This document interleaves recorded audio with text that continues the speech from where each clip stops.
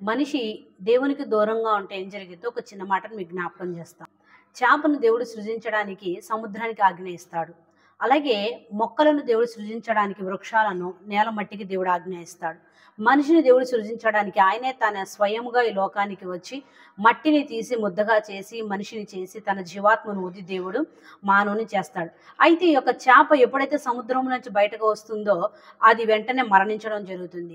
ఈ చెట్టు ఎప్పుడైతే నేల నుంచి బయటకు తీయబడుతుందో అది వెంటనే మరణించడం జరుగుతుంది. అలాగే ఈ మానవుడు కూడా దేవునికి దూరంగా ఉన్న ప్రతిసారి కూడా ఆత్మికంగా మరణించడం జరుగుతుంది. అంత మాత్రమే కాదు, ఈ చేప ఎప్పుడైతే సముద్రంలో ఉంటుందో దానికి మేలు జరుగుతుంది, బ్రతుకు ఉంటుంది. అలాగే అనేకమైన జీవచరాలతో కలిసి ఉంటుంది. అలాగే ఈ చెట్టు ఎప్పుడైతే నేల మట్టితో కలిసి ఉంటుందో అప్పుడు అది ఫలభరితంగా ఉంటుంది, పచ్చగా ఉంటుంది, ఫలిస్తూ ఉంటుంది, అనేకమైన ఫలాలు అనేకులకు ఇస్తూ ఉంటుంది.